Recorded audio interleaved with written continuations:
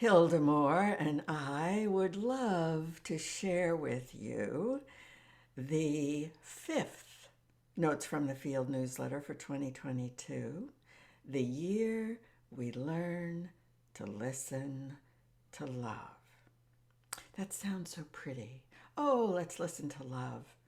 I think this is going to be a year of incredible surprises and requests and awakenings and awareness, because the truth is we haven't been really listening to the voice of love. I'm Janet Connor, prayer artist, mystic witch, mistress of the thresholds, and producer and director in the Theater of the Miraculous. And this is our darling Hildemore of Weird, who was such a gift from Polly Patton Brown, the grandmother of creativity. She is handmade, needle felt, all wool, carrying her magical spindle, and she insisted to carry a garden across the ocean before she would come to me. See her cute little smile? Yeah. Well, Hildemore has quite the message to read to you today. Because in week 5, love is asking us to do some reckoning. So, in 2022, the year we learn to listen to love, we have stepped into week 5, in which we realize love requires reckoning. Friends, soul riders, mystics, lovers of prayer, I have a story to tell you. When my son Jerry came home from college that first summer after his freshman year, we were talking in the living room about something. I don't remember what right now, but something was happening in the news that clearly revealed the underlying racism of the United States, and I was angry and upset. Jerry was sitting in a chair across the living room. I can still see him in that moment. He took a breath, he paused, he looked me in the eye, and he said, "Mom, I think you're ready to read Howard Zinn's The People's History of the United States." I had never heard of Howard Zinn. Turns out he is a world-famous history professor and anti-war activist, my kind of guy. And I had never heard of his book, The People's History of the United States. That's a very pregnant, telling title. Well, it turns out that was a bestseller. It has been translated countless times. At this point, there are at least 3, maybe 4 million copies in print. I didn't know Howard Zinn. I didn't know anything about this book, but I trusted my son and his profound knowledge of history and philosophy. So, off to the library I went. And oh my goddess, what an education I received. An education that got me asking questions I had never asked myself before.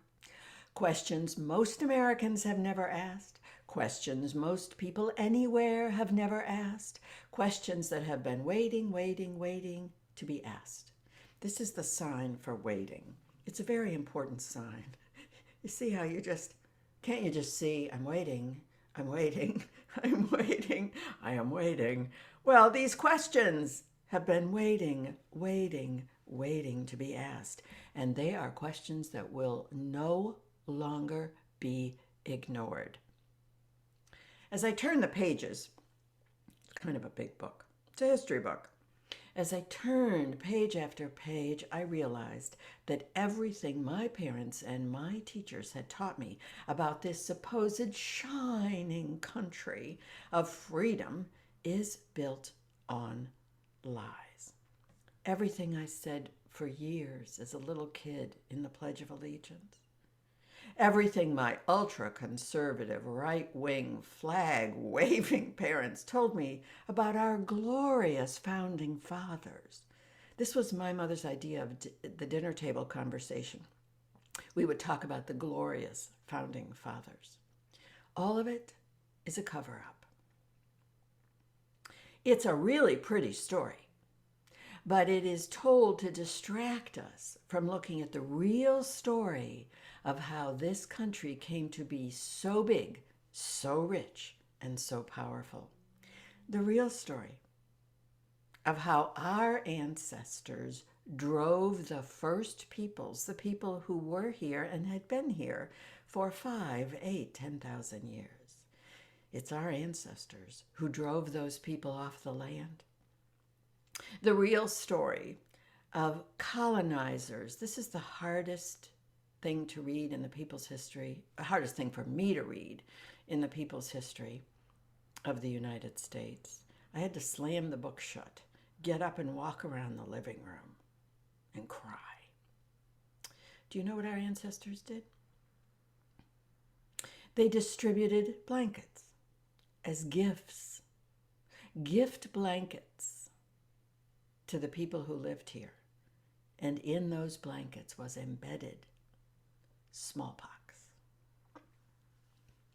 The real history of how in such a short period of time, white settlers claiming freedom of religion, freedom from oppression for themselves, reduced the native population of this continent from 18 to 3 million, the largest genocide in the history of the world. And if you add what we call South America and Canada all the way up to Inuit, this is an unnumerable, is that what?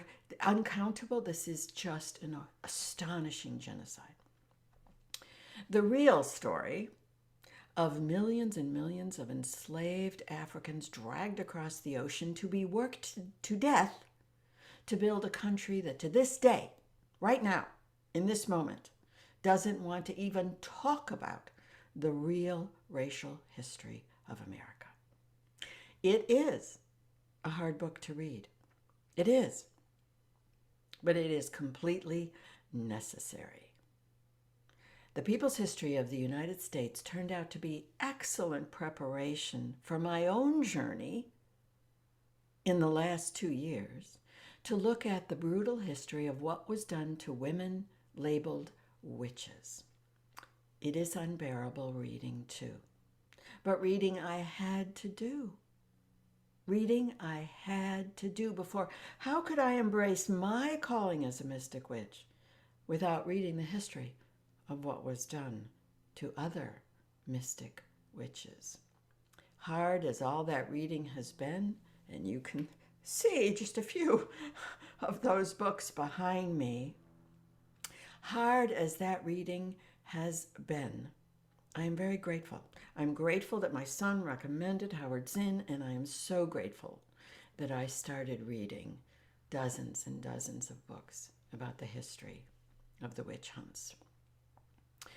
And I'm grateful to have taken these blinders off. This is what patriarchy has done to the indigenous. This is what patriarchy has done to women. This is what patriarchy has done to witches. This is what patriarchy has done to Black people. This is what patriarchy has done and continues to do to all marginalized people. Now, in a really strange way, I am also grateful for COVID and the now 3 years of quarantine. Not that everybody is acknowledging that we should be in quarantine, but I am. I'm grateful for these 3 years because it has stripped those blinders off everyone. No one can miss the inequity if they are just willing to look. So, ready or not, the time to look at what we have created is at hand. Now. For everyone, not just Americans, everyone, everywhere. We are entering the time of reckonings. And guess who's leading the parade? Pluto. Pluto, the planet of transmutation. Pluto, the planet of death and rebirth. Death and rebirth. Death and rebirth. Pluto is crashing across the natal chart of this country now called the United States of America, arriving at the same spot he held on July 4th, 1776, the date that is considered the birthday of the United States. And even if you have followed any astrologers in the last few years, you know they have been talking about Pluto coming. And even if you haven't been following any astrologers, have you been following any? She holds the knowledge. She doesn't have to follow them. Of course you don't.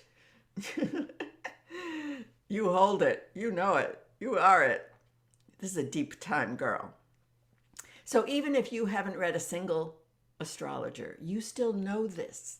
You can feel it. It's in your body. Something is happening. Things are changing. Storms are brewing. Powers are shifting. You can see it in the news. You can hear it in the howling storms, but mostly you can feel it in your gut.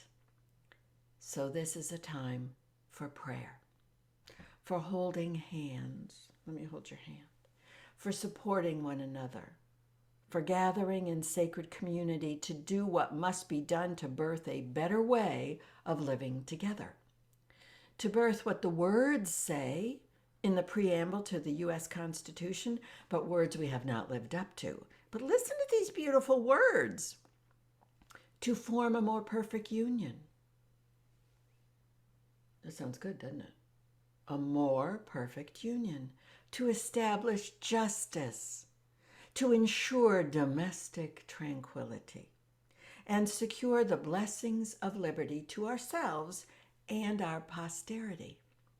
Well, Pluto is calling us to account. Are we living a more perfect union? Maybe not, huh? Have we established justice?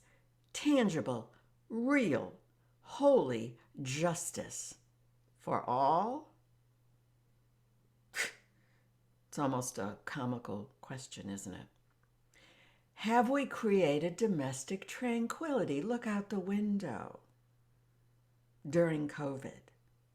Do you see domestic tranquility for everyone? How about passing the blessings of liberty on down to the next generation and the next and the next? Are we creating a world that will serve the next 7 generations?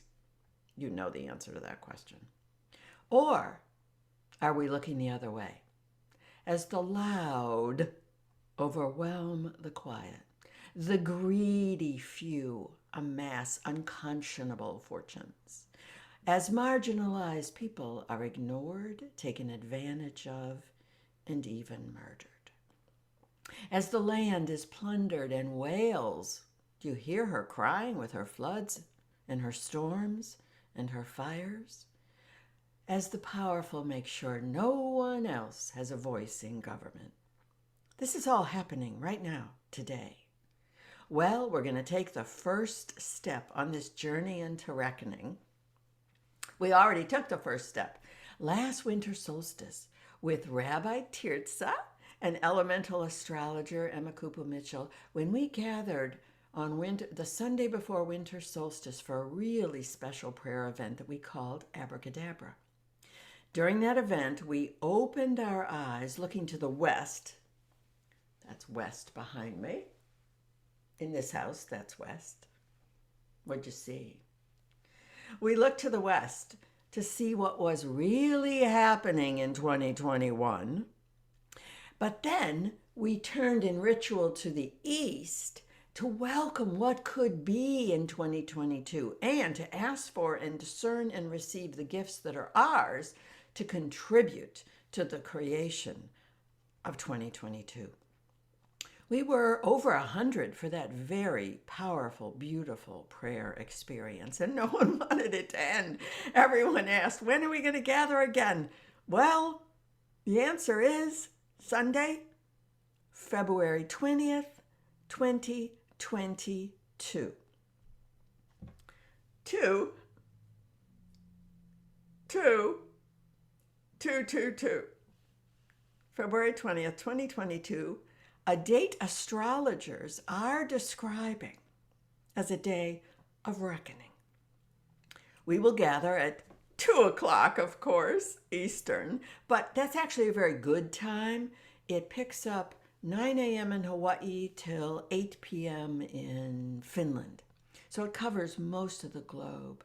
The event, however, if you can't be with us live, will be recorded and available on a password-protected resource page the very next day. So Rabbi Tirza, Emma, and I are heeding this call to gather once more in a sacred community to hold hands and support one another in this necessary and holy work of reckoning. We will acknowledge, our ancestors' roles and our own role in creating the world we have. We will listen to the ancestors' voices of sorrow, but also of strength, of creativity, of knowledge, of wisdom, of encouragement. We will open our hands. You want to open your hands? Well, that one's kind of full.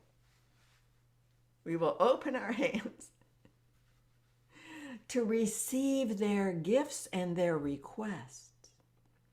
And together, we will ask to be shown what each of us can do to help create the world that wants to be born, the world of a more perfect union, the world Pluto is asking us to transmute, a world of liberty and tranquility for all.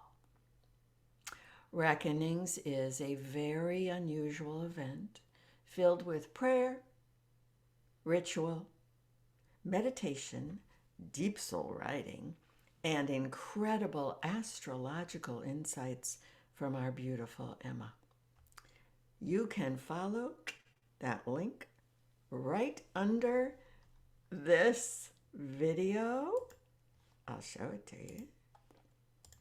And arrive at Reckonings. Pluto Returns, Part 1, The Myth of America, because there will be a Part 2 in July and there will be a Part 3 in December. Pluto isn't just crashing once. He is spending the entire year and into the next to help us create a world that we actually want to live in. When Tirza and Em and I got together to talk about this, we looked for a picture. What picture could there possibly be to capture this idea of reckonings? We went on Unsplash and found, I think, this just perfect photograph by Sage Friedman. I think that's us, looking out at the east, Pluto crashing across the sky. And we listen, and we listen, and we enter our hearts, and we find the reckoning that we carry in our bodies from the land, from the ancestors, from our own lives, from our own relationships. And we ask, what's mine to do? And so Hildemore and I close, as we always do, on the notes from the field. There's always kind of like a little toast at the end, if you've ever noticed. And if you don't get them yet, that's one of the many links below too. You can get them every Sunday in your email. This is how we ended. To loving one another enough to say yes to creating a world that makes truth, justice, safety, beauty, and love visible for all. Thank you, Hildemore. We're going to get right on it. You've been working for years, hundreds and hundreds of years, to get us to listen to love.